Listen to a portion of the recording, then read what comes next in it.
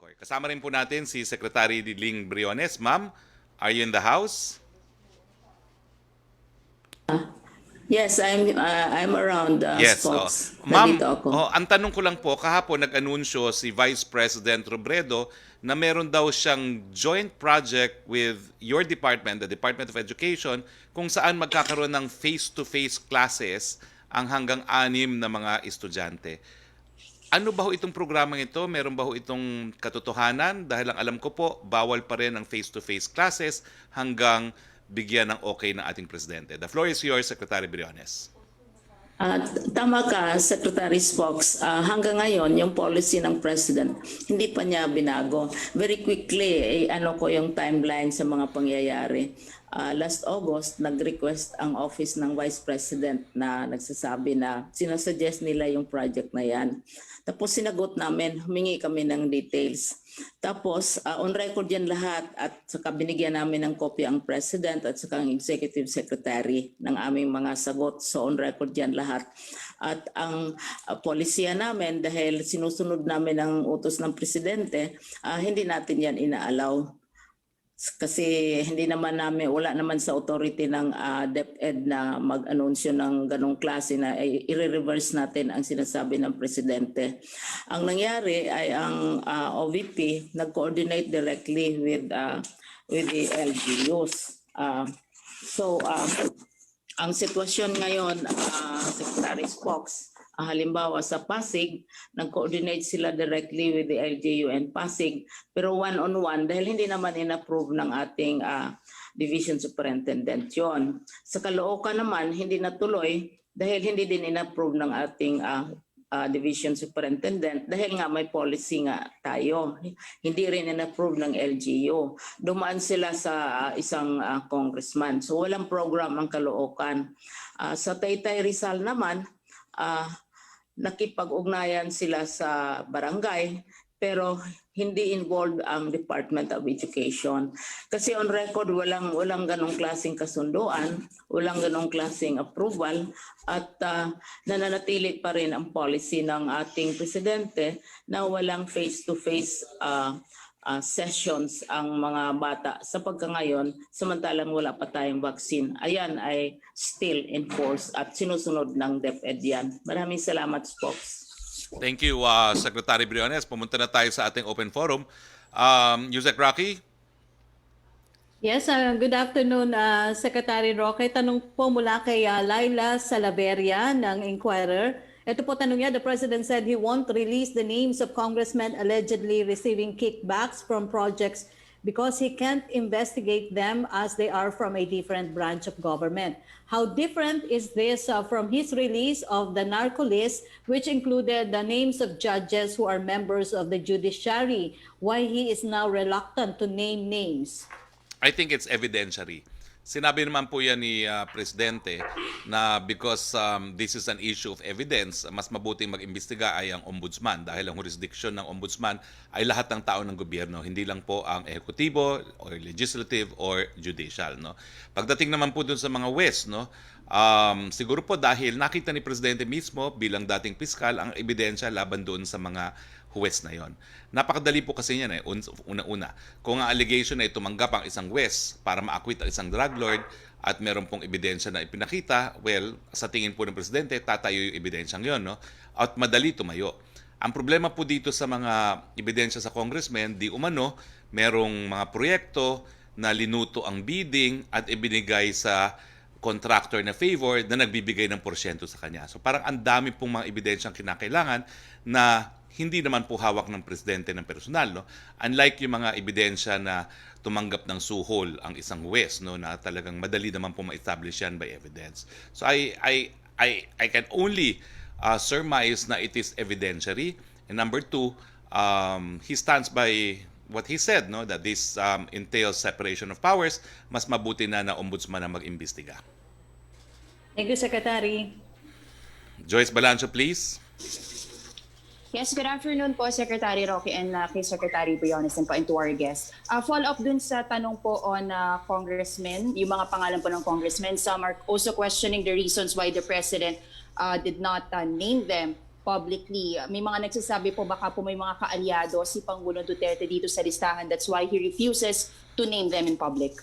Well, hindi po. Ang tingin ko nga po, it's evidentiary. Alam ni Presidente na madali ma-establish ang korupsyon ng mga West na nag-aakwit sa mga drug lords at mas mahirap pruebahan itong series of acts pagdating sa korupsyon di umano na sinabi ng PACC. So once po hawak na ni Pangulong Duterte yung evidence against these congressmen, will he change his mind and name them publicly? Hindi na nga po eventually? dahil sinabi na niya na isusumitan na niya yung mga pangalan sa ombudsman at ang ombudsman ang gagawa po ng investigasyon.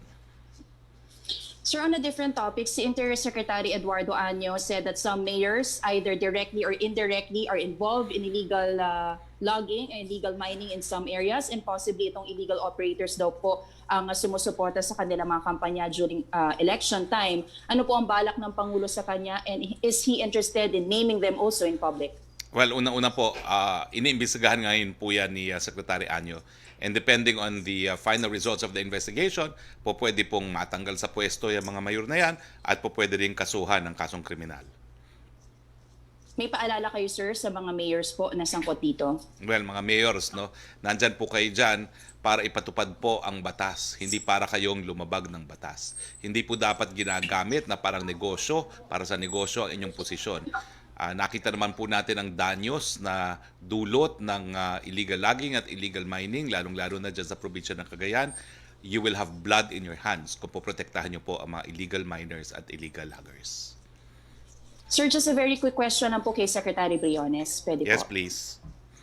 Apo. Secretary Briones, good afternoon po. Apo, ang Catholic Educational Association of the Philippines is actually appealing to the Department of Education to help private schools that are severely affected by the pandemic. Ikinalulungkot po nila yung recently nagsara na po kasi itong College of Holy Spirit in Manila, and according to DepEd data, nasa 860 private schools na raw po ang not operating for school year 2020 and 2021. What help or aid can we provide to these private schools, Secretary? Ang sinasabi namin palagi ay itong mga problema sa private schools konektado sa estado ng ekonomiya dahil bumaba yung level ng enrollment nila at saka nahihirapan silang magsweldo ng kanilang mga teachers. Konektado ito sa ekonomiya. Ngayon na unti-unti nang binubuksan ng ekonomiya, unti-unti na rin bumabalik ang mga estudyante. At saka ako bilang Secretary of Education ay talagang kinakampanya namin na bigyan ng ayuda yung mga teacher na halimbawa 10 months lang sila nagtuturo kasi sarado ang mga eskwelahan, nabigyan din sila ng ayuda na isama sila. Ito ay na-bring up na sa IATF at saka ngayon alam naman natin ang Department of Labor ang nag-handle nitong mga kaso na mga teachers na kailangan bigyan ng tulong lalo na galing sa private schools dahil wala silang trabaho dahil sarado ang mga eskwelahan. Thank you po, Secretary. Yes. Back to you, Sec. Roque. Thank you, Joyce. Back to you, Sec. Roque, please. Yes, Secretary. For Secretary Briones po, tanong mula po kay Evelyn Quiroz ng Filipino Mirror. Ito po ang tanong, Secretary Briones. The Department of Education said that it will replace self-learning modules damaged by consecutive typhoons that hit the country. This after the public outcry over the DepEd said that schools should have to solve the problem of damaged SLMS on their own. Have you found a funding source for the replacement of damaged modules, and how much will the DepEd allocate for said replacement? Ay, ang balita na yan ay taken out of context kasi wala pa yung mga bagyo. May provision na para sa supplementary learning materials for the next quarter.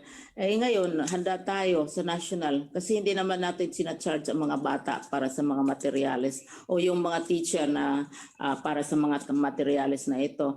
Ay mag-download tayo ng 1.2 billion para sa mga supplementary learning materials, palitan yung mga nasisira, at saka yung para for the next quarter, mahanda na ito lahat. Wala sa isip ng national government o sa kay Presidente na ang mga teacher o ang mga learners ang magbabayad nito. Walang sinasabi ang DepEd na ganong klaseng polisiya. Kasi galing sa central office ang pera nito, ida-download na 1.2 billion for the next term, pero may polisiya, may plea ang Department of Education na unti-unti nating i-reduce ang dependence sa mga printed materials dahil pinapatay natin yung ating mga gubat, ang kahoy. Pinaka-expensive na learning material ay itong printed kasi gumagamit tayo ng papel, gumagamit tayo ng tinta. Very expensive, not only expensive but very harmful to the environment. Kaya talagang tinitingnan natin yung ibang paraan ng pag-share ng learning process sa mga bata natin. Thank you, Secretary. Okay, punta naman tayo kay Pia Renada. Hello, Sec? Yes, go ahead please. Yes, sir. Sir, my first question is about the president's remarks yesterday about he said he can't investigate lawmakers, congressmen because of separation of powers. So, sir, just to follow up on this, how come before, specifically in 2016, he had no problems with making public allegations against Senator Laila de Lima? Sir, it appears there's a double standard. Why didn't he refrain back then if he has this idea that he can't encroach on the legislative branch? Well, as I said, it must be evidentiary, no? Kasi kay Laila de Lima, napakalakas ang ebidensya na talagang involved siya doon sa kalakalangan ng pinagbabawal na droga. So, 11 witnesses testified against her, no? So, between that and yung allegations na namili ng favored contractor, na humingi ng porsyento, mahirap pong pruebahan yun, no? So, binigay na niya yan sa ombudsman. But sir, at the time he was making those allegations, at least the first time, no? This was August 2016, and hindi pa tapos yung hearings then. It wasn't, there wasn't any conclusion yet about Senator Laila de Lima's involvement. So sir, sir, bakit ganun? Well, as lawyers kasi you can evaluate evidence for yourself. Lalo na dating public prosecutor ang Pangulo. No? So malinaw na malinaw pa sa sikat ng araw yung pananagutan ni Laila de Lima sa illegal drug trafficking. At ito namang pagdating sa mga kongresista na nakikikulyo daw sa mga contractors, mas competent po talagang mag-evaluate niyan ang ombudsman because yan nga po dahilan kung bakit nag-establish tayo ng ombudsman. Samantalang ang drug trafficking naman po, that's really a jurisdiction of the public prosecutors and not the specialized prosecutors under the office of the ombudsman. Doesn't the same go for the president though? Like he can't make his own evaluation about this particular transaction. Lalo na if this is infrastructure projects that he said he's committed to finding the solution to or the issue behind it. Because kung siya po mag-iimbestiga niyan, wala na siya magagawa. 300 plus congressmen po yan. Pero meron naman pong opisina tayo that specializes on this, which is the ombudsman. Si Laila de Lima naman po, one of a kind. Is this a signal from the president, sir, to agencies like the PACC and the Mega Task Force to refrain from investigating lawmakers? Hindi po, dahil ang PACC, ang mandato naman talaga niya, either mag-file sa piskalya o mag-file sa ombudsman. So tuloy lang po ang trabaho. Okay, pero sir, he will not, yung policy moving forward is if it's congressmen, if it's lawmakers, he will not mention their names. But he's already mentioning names of government employees like in the Bureau of Immigration, yung BIR. Ganun po yung policy now. Because they are under the executive. As you know, BIR, Bureau of Immigration are all under the executive. Okay? Thank you, Pia. Back to you, Sec. Roque. Yes, Secretary, question from Tina Panganiban Perez of GMA7. Dumarami na daw po ang mga tao sa mga tiyangge. Ano po ba ang IATF regulation sa pagkontrol ng dami ng mga tao sa mga tiyangge? Mapapanagot ba ang admin ng tiyangge kapag siksikan sa loob? Ano po ba ang parusa? Pwede po. Kung maalala nyo, nung tayo po'y unang-unang nagluwag, talagang dinagsa ng tao ang mga malls at merong mga malls na sinarado po ng mga lokal na pamahalaan. So, i-remind ko lang po mga tiyangge operators, pwede po kayo mapasara kapag hindi nyo po inobserve ang social distancing. Pwede naman pong limitahan yung mga pumapasok sa mga tiyangge, kinakailangan lang magkaroon ng special entry at exit points. Pag hindi po kayo nag-control ng crowd, baka mapasara kayo, lalo kayo mawala ng negosyo. Thank you, Secretary. Joseph Morong, please.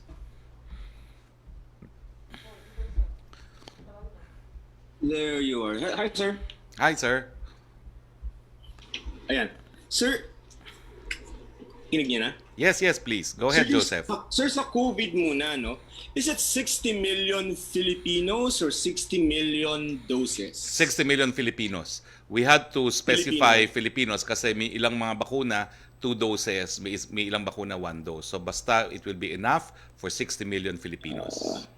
Okay, but so far, yung tatlo na mention require 2 dosage. No? Sir, okay, clarification. As far as AstraZeneca is concerned, mukhang medyo advanced na tayo doon in terms of talking, and Secretary Galvez said MOU could be possible end of November. Yun pong sinabi ng ICTSI, yun pong babayaran nila muna yung 50% and then pagdating ng bakuna 50%. Is that the total allocation from AstraZeneca that we're talking about? Or meron pang bukod na inaayos ng government from ICTSI?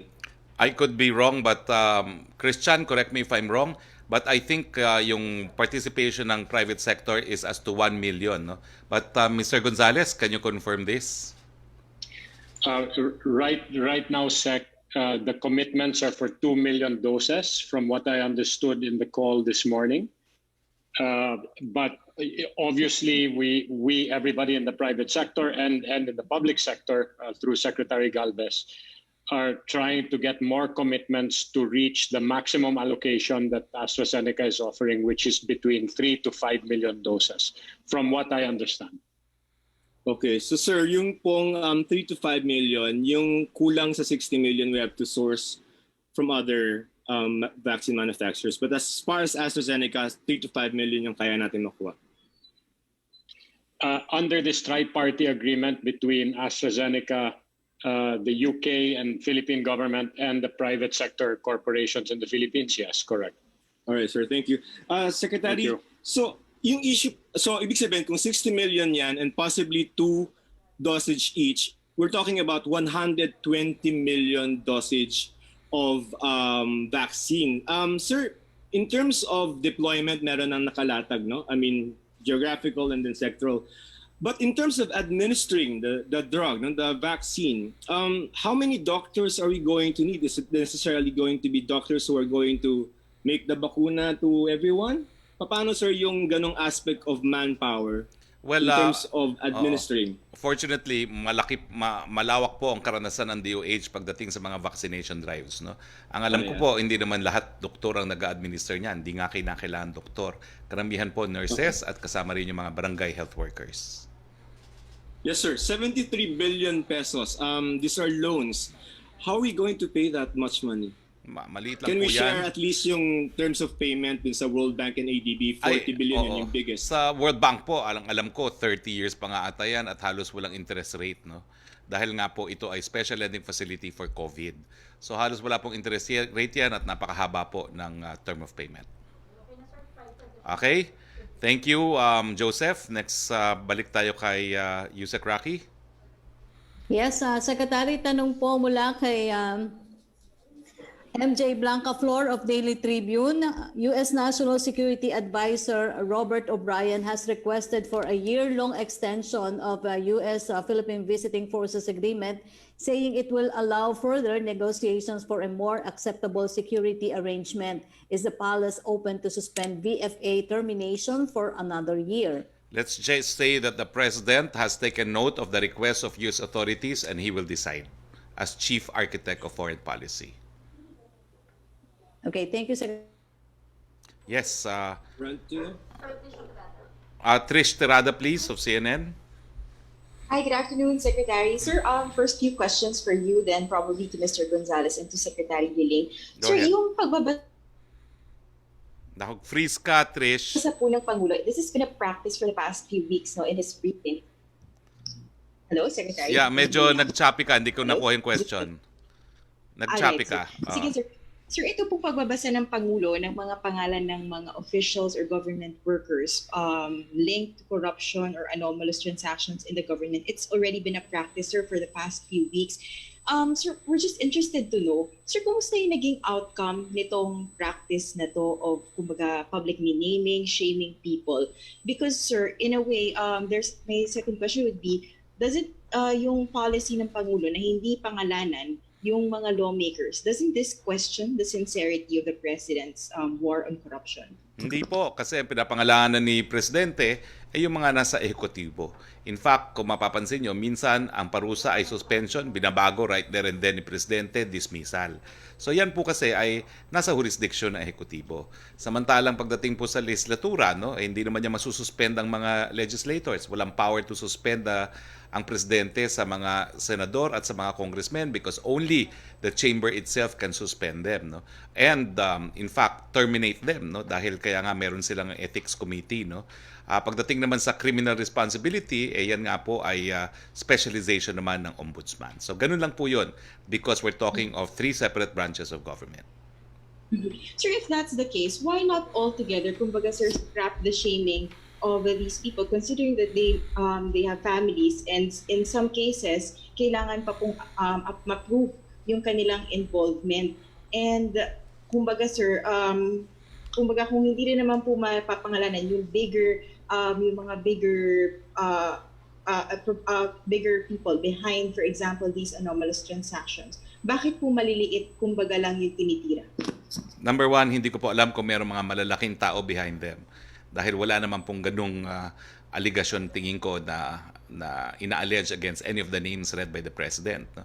Number two, hindi lang po ito suspecha. Ito po yung mga tao na na-dismiss na ng ombudsman o di naman kaya inasuspend na ng ombudsman o di naman kaya siya mismo ang nag-suspend at siya mismo ang nag-dismiss. So wala po dito mga tao na hindi pa naiimbestigahan. Binabasa lang po ang pangalan kapag meron ng desisyon sa administrative aspect of the case. Sir, one last for you, then I'll go to Sir Gonzales and to Sec meeting. Sir, are we anticipating a second wave? Parang kapag titignan natin yung holidays and assessing by this time yung general behavior and compliance ng mga tao, is there a likelihood of a second wave? And can we expect, for example, sir, a stricter enforcement of the law with the holidays in sight? Kumbaga, ano po yung, can you give us a picture of how things will be like come the holiday season? It's not a question for me to answer. It's for the entire Filipino nation to address.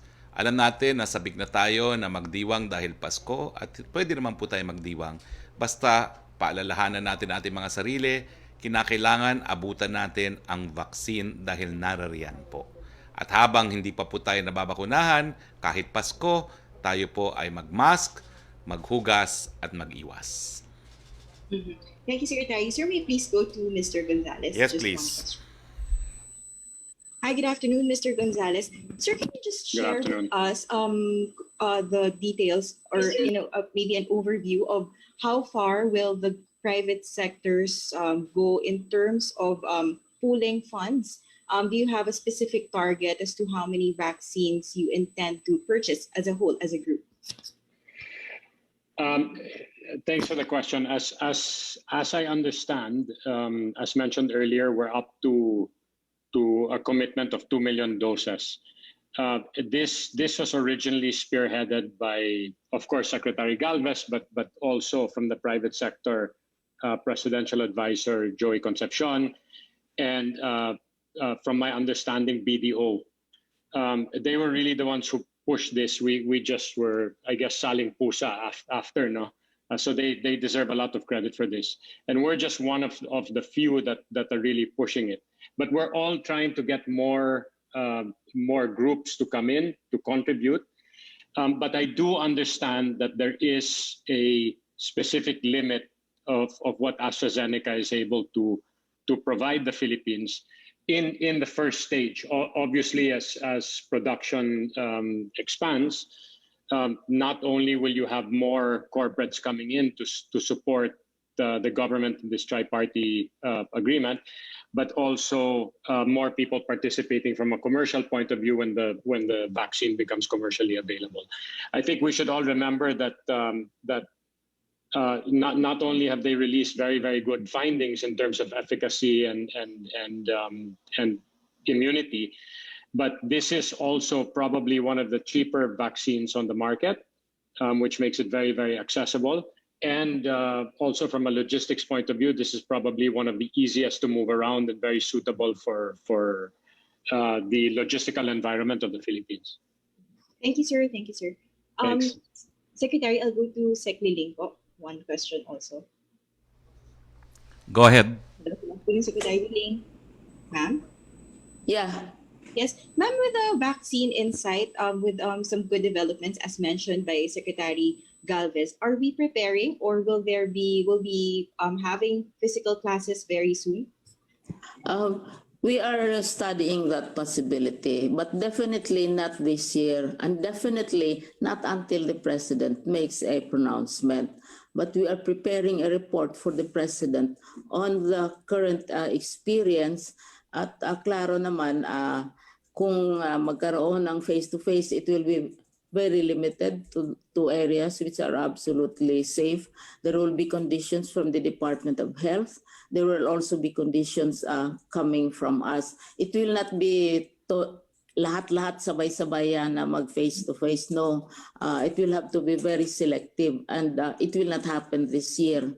And the President has not spoken on that subject at all. But will you be pushing for that, ma'am, face-to-face early 2021 or not? Hindi pa rin po siya possible?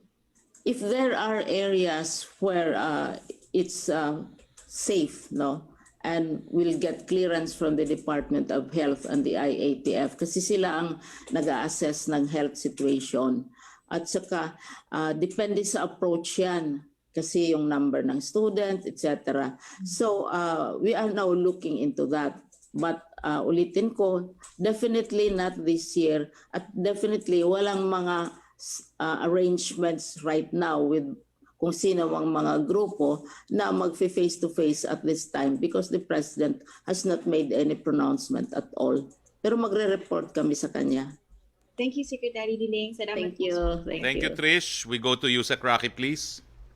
Yes, Secretary, from Virgil Lopez of GMA7 Online, China has accused U.S. National Security Advisor Robert O'Brien of attempting to sow discord between China and the Philippines after O'Brien slammed Beijing's encroachment of territories in the South China Sea that are under Manila's exclusive economic zone. What is the palace take on this? I cannot speak either for the National Security Advisor of the US or the spokesperson of China.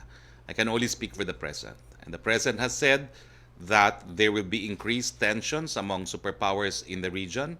We do not want to take part in that drive for hegemony. We will assert our national interests and we would want a peaceful resolution to the West Philippine Sea dispute. Okay. From Summit Enilia, meron na po kayang new issuance ang IATF sa POEA for the lifting of the temporary deployment ban for healthcare workers? Meron na po. May resolution na po yan. Na-aproban na ni Presidente.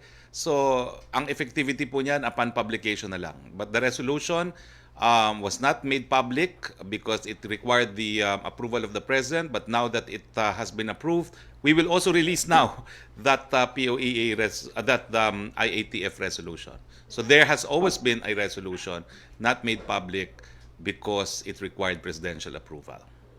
Opo. Second question ni Summit Enilia, since bibili po ang government ng vaccine sa iba't ibang companies, paano po i-determine kung ano ibibigay na vaccine sa isang area? Gagawin po ba itong random? Random na po yan kasi libre po ito. So ang importante, magpabakuna. And we are thankful naman sa kumpiyansa na ating taong bayan. According to the SWS survey, 66% of our Filipinos are willing to have the vaccine, which is more than enough para magkaroon ng herd immunity. From John Punsalan ng ABS-CBN, for Spox, you told Teleradyo this morning that a non-disclosure agreement covers the advance fee for COVID-19 vaccines. How can the public be sure that vaccine procurement will be free of anomalies despite the NDA? Because the President is on top of the situation po. And of course, the President has full trust and confidence in Secretary Galvez, who is the lone vaccine czar and who will personally be responsible to the President. Second question po niya, some social media comments on cabinet officials' flight to Davao yesterday was about its cost. Wouldn't it be possible for cabinet members to meet with the President via video conference? Ang sinakyan po namin, C295, cargo. Kasama po namin medical supplies intended for Davao. So incidental po kami. Wala pong extra cost. If you want, I will publish a picture po kung ano ang sitwasyon ng mga staff namin na nakasakay doon sa cargo area ng eroplano. It's a lot of sacrifice po. And there was no expense spent just for us. We were incidental passengers in a full cargo flight. Ang For, tawag po Secretary, namin, ang tawag po namin diyan doon sa may upuan, yan yung business class ng military cargo aircraft. Yung nasa cargo storage area mismo, that's the economy class. Of course, that's a joke. Opo. For Secretary Briones po, tanong pa rin po ni Jam Punsalan, what's the catch-up plan for students in areas that implemented class suspensions after being severely affected by typhoons? Marikina, for instance, will resume classes in January, but the first quarter is only until December 12. Alam mo dyan, every year mayroong disaster. Every year mayroong crisis, natural or otherwise. Kaya handa na ang departamento sa mga ganong sitwasyon. Nangyari ang Marawi, patuloy naman ang pag-aaral ng mga bata. Ito ngayon sa Marikina, nagtutulong-tulong lahat ng mga regions para maayos ang sitwasyon sa Marikina. Sanay na kami dyan. Anong usually ginagawa? Una, tinitingnan natin yung calendar, calendar of activities. Ina-adjust yun. Alam naman ninyo, magdedebate ang mga parents, ang mga teachers, kung mayroon bang Saturday classes, Sunday classes, extension classes, para makamake up at makahabol yung mga bata. At saka ngayon, kami ay nakikipag-dialogue sa iba't ibang grupo ng mga estudyante na humihingi at nagkikiusap ng sinasabi nilang academic ease na magiging reasonable, pagbigyan yung paghirap ng mga estudyante at mga teachers. So adjustments will also be made along those lines. So ang calendar i-adjust, magtutulungan ang lahat-lahat, hindi lamang yung area which is affected. Kasi ginagawa naman talaga natin yan taon-taon tuwing mayroong sakuna, whether natural or otherwise. Thank you. Okay. Thank you, Secretary Briones. For Secretary Roque, question from Tuesday New. Paano po ang mga tiyangge sa Divisoria na nasa open area, nasa mga gilid ng kalsada, talaga pong mahirap kontrolin ang dagsa ng tao dyan? So sino po ang papapanagutin dyan? Hindi naman kontrolado ng may-ari ng tiyangge ang dating ng mga tao kasi nasa kalsada sila. Well, yan po ay responsibilidad ng lokal na pamahalaan, pero responsibilidad na rin po natin yan because kinakailangan nga abutan natin yung libreng bakuna. So alam natin kinakailangan mamili para sa Pasko, pero ingatan naman natin mga sarili, hindi lang para sa hanap buhay, kung hindi para tayo magkaroon ng maligayang Pasko dahil pag kayo nagkasakit, nasa ng Merry Christmas. Opo. Tanong naman mula kay Michael Flores ng AFP, pa-clarify naman po kay Spox nung tripartite agreement that Secretary Galvez mentioned last night. Same ba yan sa dinescribe ni Mr. Christian Gonzales ngayon? Yes po, that's the tripartite agreement. Opo. Question from Ace Romero. Sabi po daw ni Senator Laila de Lima, and I quote, Duterte says he cannot investigate congressmen and senators because they belong to a separate branch of government. So who investigated and filed the PDAF complaints against Enrile, Jinggoy, Revilla, and a dozen or so congressmen, di ba NBI at DOJ? Paki-review po ng political law nyo. Ano po ang masasabi nyo dito? Wala po, pagbigyan nyo na walang makausap yung ali. Opo. So far, Okay. Secretary, yan lang po ang ating nakuhang tanong. Maraming salamat sa po. ating natin. Well, may konti pa po tayong oras, so baka gusto mag-round 2 ng ilang ating mga kasama. Si Joseph Morong, gusto raw mag-round 2. Go ahead, please. Okay, just short on the President's declaration kagabi and then a little bit on COVID. Sir, why is the President mentioning yung mga names ng mga maliliit na taga-gobyerno and refusing to name yung mga congressmen? Is the President making a distinction between crimes committed by regular government officials and those in high places, meaning corruption committed by lowly government employees, deserve shaming, but those who are committed possibly by congressmen, medyo mas maingat siya. Already answered po, no? Ang mga pangalang binabasa niya ay yung mga pangalan ng mga tao na nagtatrabaho sa ehekutibo, ibig sabihin his subordinates. And jurisprudence, of course, is that he has control over every single person under the executive department. Sir COVID, yeah, you mentioned ang aking active cases is 29, 27, and then 25. Tapos our attack rate is at 1.48. What does this data show? Are we flattening the curve, and what is its effect on the next community quarantine that we'll be imposing starting December 1st? Actually, may binigay po akong slide na hindi napakita, yung pababang trend po, no? Bumababa po talaga yung kaso ng COVID-19 sa ngayon, no? At ang ebidensya nga po dyan ay yung attack rate at saka yung sinabi nyo na attack rate and yung ano pa ba yung isa? Ayun. Yung total number of cases at saka yung attack rate ay bumababa po. So can you say we're flattening the curve, and ano bang effect nito sir sa next CQ natin? Well, let's just say that it's on a downward trend ang ating mga kaso, no? And I hope it continues. As to whether or not we have actually flattened the curve, well, mas maganda po yan kung talagang tuluyang wala na mga bago, no? Pero pababa po ng pababa because sunod-sunod na araw na po tayo, under 2,000 po ang mga bagong kaso. Okay? Thank you very much, Joseph. Joyce, Balancio, please. Yes, Secretary Roque, pahabol din po. Some groups are questioning ito pong nilagay natin na 5,000 caps sa nurses na pwede pong payagan na ma-deploy sa ibang bansa. Some are saying instead na maglagay po tayo ng cap, i-increase na lang po natin yung benefits and salaries of nurses para kusa na po silang hindi aalis ng bansa. Meron na pong panukalang batas na hinain si Deputy Speaker Paulo Duterte tungkol dito. I hope Congress enacts it, no? Pangalawa po, yung 5,000, yan po yung initial. Kung yan po ay maubos in the second quarter at meron na namang bakuna, baka tanggalin na yan altogether. Sinisiguro lang natin na hindi naman tayo mauubusan ng mga nurses, nursing assistants, and nursing aides na merong clinical experience dahil kung mawala yung may clinical experience, sino mag-aalaga sa atin kung tayo magkakasakit? Sir, isa-certify po ba ni Pangulong Duterte as urgent measure itong bill na final po ni Congressman Colong? Well, I think it's up to Congress to act on it, no? As of now, I have no information if the President will, but I know for a fact that Secretary Bello is very supportive of this legislative initiative. Okay, si Trisha Terada. Thank you, Joyce. Siguro last question neto. Okay, Trish Terada. Ito pong, I've been receiving messages from the group Love is Not to Listen. They're seeking clarification if foreign partners are now allowed to enter the country. Because sa program po ni Chief Presidential Legal Counsel Salvador Panelo, they are quoting him saying that foreign partners are now allowed to enter the Philippines. So if they are, sir, what are the requirements that they need to present?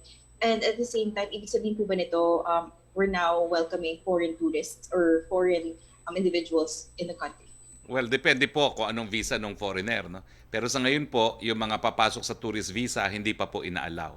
Ang mga allowed lamang, ang pinaka-latest po, yung tinatawag ng treaty trader under 9G. Before that, inallow po natin yung mga long-staying visa. Kasama po dyan yung mga investors visa na ini-issue ng iba't ibang mga economic zone, no? So lahat po ng mga binibigyan natin yan ng visa is related to business, no? Dahil kapag nandito na yung mga dayuang yan, they can generate jobs. Pero kung pupunta po as tourist visa, hindi pa po allowed. Thank you, Secretary. Okay, last one from Pierre Nada, please. Yes, sir. Sir, just to follow up yung sinabi niyo po earlier that Senator De Lima is one of a kind. Sir, but you also said that the executive branch can continue investigating corruption by lawmakers. So, sir, can you just state for the record, in which instances can the president investigate lawmakers? Well, in offenses which are not within the primary jurisdiction of the ombudsman, such as violation of the anti-graft laws, where it entails, for instance, heinous crimes involving violations of the anti-drugs law of the country, then the executive can, of course, investigate that. Okay? Ano kasi yan kaming mga abogado, we tend to have specializations, and even fiscals, prosecutors also have specializations. Kaya meron tayong special prosecutors for anti-graft law. These are the ombudsman lawyer. Meron tayong mga specialized prosecutors for drugs. Meron tayong specialized prosecutors for trafficking. Kasi nga, the more experienced you are with the field of law, the higher the conviction rate. Okay? USEC Roque, please. Opo, Secretary Roque, mula kay Jenaling Kabiling ng Manila Bulletin, Vice President Leni Robredo said she hopes she and President Duterte could set aside their differences to help the people. Is the President willing to do this and work with Robredo? It's her call. 2 beses siya in-appoint ni Presidente. So I don't know what initiative she has taken naman. Maybe she should start the initiative. Okay? Okay, wala na pong mga tanong. Maraming salamat po. Unang-una, maraming salamat, Sec. Leonor Briones. Thank you as usual. Maraming salamat po kay Mr. Christian Razon Gonzalez. Sir, thank you not just for joining us, but thank you also for your generosity in procuring vaccines for our people. Maraming salamat po, hindi lang sa ICTSI. Maraming salamat din po sa BDO, na gaya na sinabi nyo, at saka sa SM, at saka sa Go Negosyo ni Presidential Advisor Joey Concepcion, at iba pang mga pribadong mga kumpanya na kasapi po dito sa programang ito. Maraming salamat po sa ating mga kasamahan dito sa Malacanang Press Corps, and of course, thank you USEC Roque. So sa ngalan po ng ating Presidente, Rodrigo Roa Duterte, ito po ang inyong Spox Harry Roque nagsasabi, mga kababayan, ilang tulog na lang, may bakuna na. Abutan po natin ng bakuna.